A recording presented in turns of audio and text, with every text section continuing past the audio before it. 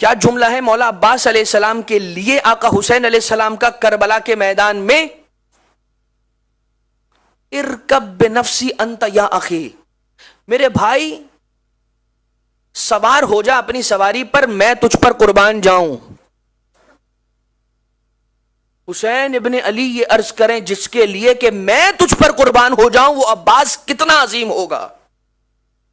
ارکب بنفسی انت یا اخی، اے عباس سوار ہو جا کہ میں تجھ پر قربان جاؤں، میں تجھ پر قربان جاؤں۔ اور سوچئے کہ ایسا عباس جس گودی کی تربیت کا نتیجہ ہے وہ گود کتنی عظیم ہوگی، اور اس گود کا انتخاب امام مولا امیر نے خود کروایا ہے جناب عقیل کے ذریعے سے۔ اور جناب عقیل ایک مرتبہ جب حزام کلابی کے یہاں پہنچے ہیں، یعنی کہ مادر عباس، یعنی کہ فاطمہ کلابیہ کہ جن کو بعد میں لقب ملا بی بی ام البنین کا،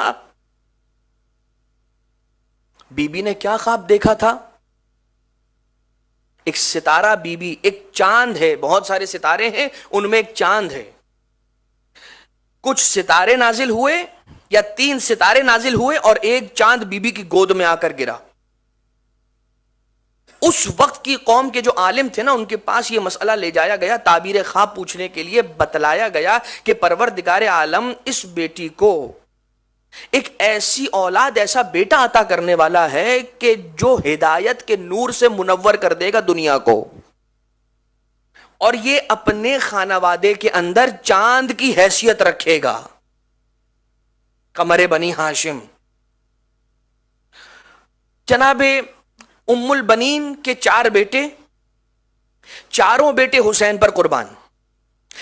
بی بی ام البنین کی ایک بیٹی کہ جو زوجہ جناب مسلم ہیں، جناب مسلم کے 4 بیٹے ایک روایت کے مطابق 2 کربلا میں شہید ہوئے اور 2 مسیب میں جن کی قبریں بنی، یعنی کہ جناب ام البنین کے 4 نواسے، چاروں نواسے حسین پر قربان، 4 بیٹے، چاروں بیٹے حسین پر قربان، ایک بیٹی، وہ بیٹی بھی بیوہ ہوئی قربانی حسین کے صدقے میں، اسی راہ میں۔ سمجھ لیجئے کہ نسل ام البنین قربان کر دی ہے ام البنین نے حسین ابن علی کے نام۔ کیسے باب الحوائج نہ ہو یہ بی بی، کیسے باب الحوائج نہ ہو؟ علماء بیان کرتے ہیں کہ اگر کسی امر کے لیے جا رہے ہو کہ جو امر مشکل ہے اس کی آسانی چاہتے ہو تو ایک سورہ فاتحہ، کم سے کم یہ ایک سورہ فاتحہ کی تلاوت کر کے اس پاکیزہ بی بی ام البنین کے نام ہدیہ کرو، اور اگر کوئی بڑی مشکل ہے تو 135 مرتبہ جو نام گرامی فاطمہ کا عدد بنتا ہے 135، اتنے مرتبہ، اتنے عدد کے ساتھ درود کی تلاوت کرو 40 روز تک۔ 40 روز سے قبل تمہاری مشکل آسان ہو جائے گی، حل ہو جائے گی۔ سوچئے کہ جو خود باب الحوائج ہو، اللہ نے جس کے دروازے کو حاجتوں کی برابری کا دروازہ بنایا ہے، اس عباس کی مادر گرامی کیسے باب الحوائج نہ ہو؟ مگر عزیزان محترم، مولا عباس علیہ السلام کی ماں ام البنین تو ہیں، مگر ایک اور بی بی ہے کہ جس بی بی نے عباس کو اپنا بیٹا کہا۔ سن رہے ہیں نا عزیزو؟ اور پرسہ دینا چاہیں گے نا، اس لیے کہ اب ہم 40 سے بہت قریب ہوتے چلے جا رہے ہیں۔ اب یہ گزرتی ہوئی ہر ساعت، گزرتا ہوا ایک لمحہ حسین اور شہداء کربلا کے چہلوں سے بہت قریب سے قریب تر ہوتا جا رہا ہے۔ میں جانتا ہوں بہت سارے ایسے مومنین ہوں گے کہ جو دل میں کربلا جانے کا ارمان لیے منتظر رہے ہوں گے، مگر کربلا جانے کی حاضری حضوری نہ ہوئی۔ حضوری نہ ہوئی تو کیا ہوا؟ ارے فرش عزا جسے قبہ حسین کا درجہ ملا ہے، اس فرش عزا پر آ کر بیٹھنا تو نصیب ہوا۔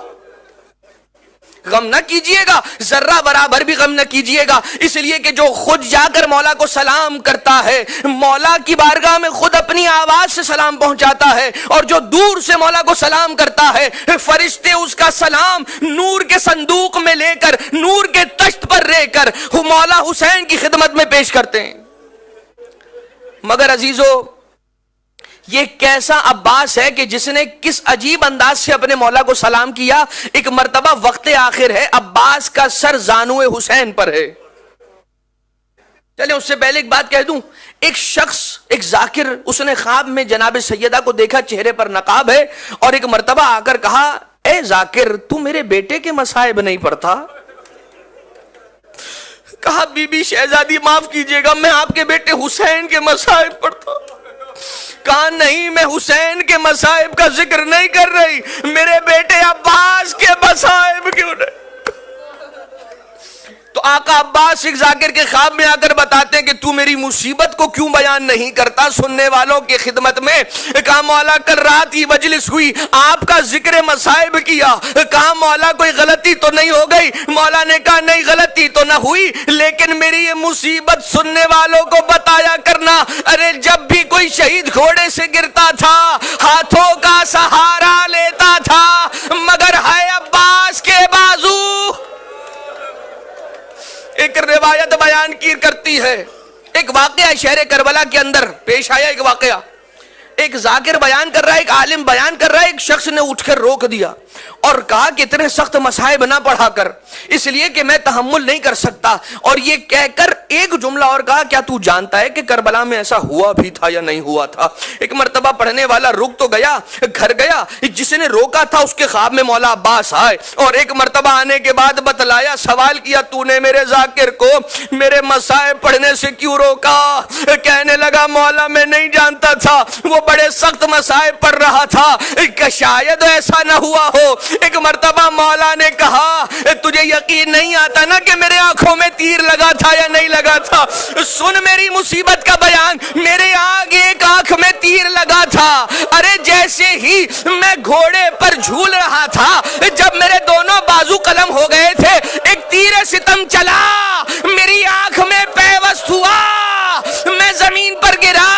ارے جب کسی کو آنکھوں سے کوئی کنکر نکالنا ہوتا ہے ہاتھوں کی مدد لیتا ہے، مگر ہے عباس آنکھ میں تیر لگا تھا، تیر نکالتا تو کیسے نکالتا، میرے ہاتھ قلم ہو چکے تھے۔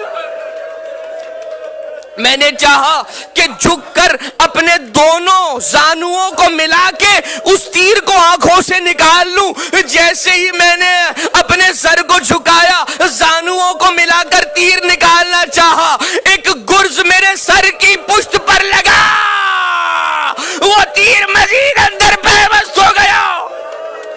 وہ غربت ہو، وہ عباس ہو، مگر ہاں عزیزو، ایک مرتبہ جب مولا حسین وقت آخر آئے ہیں نا، عباس کا سر اپنے زانو پر رکھتے تھے، عباس ہٹا دیتے تھے، عباس بار بار مولا کے زانو سے اپنے سر کو ہٹا دیتے تھے۔ آقا حسین نے کہا عباس کیوں ایسا کر رہا ہے؟ کہا مولا اس وقت تو میرا سر آپ کے زانو پر ہے، مگر ہے آپ کے وقت کون ہوگا کہ جس کے زانو پر آپ کا سر؟ مگر ہاں واقعہ کربلا کے بعد عباس کی دکھیاری ماں جنت البقیع میں بیٹھ کر اپنے عباس بیٹے کی قبر کا نشان بناتی ہے۔ سنیے گا اور جی کھول کر اس بی بی کو پرسا دیجئے گا کہ جو بی بی اپنے بیٹے عباس کی قبر پر ساری زندگی جب تک زندہ رہی نہ جا سکے، یہی وجہ ہے کہ قبر کا نشان بناتی ہے، کہتی ہے عباس بیٹا عباس مجھے بتایا کہ کسی نے تیرے بازو قلم کر دیے، بیٹا مجھے یقین نہ آیا، مجھے خبر ملی کہ تیرے آنکھوں میں تیر لگا، بیٹا مجھے یقین نہ آیا، بیٹا مجھے خبر ملی تیرے سر پر گرز لگا، بیٹا مجھے یقین نہ آیا۔ ارے عباس جیسا پہلوان و شجاع بھلا کون اس کے بازوؤں کی طرف نگاہ اٹھا کر بھی دیکھ سکتا ہے؟ ارے عباس جیسا شجاع میرا عباس، اس کے آنکھوں میں تیر مار کون سکتا ہے؟ لیکن ہے جب مجھے بتلایا گیا علی اصغر کے گلے میں 3 بھال کا تیر لگا، بیٹا مجھے یقین آ گیا تو نہ رہا ہوگا۔ ارے جب مجھے خبر ملی حسین مارے گئے، مجھے یقین آ گیا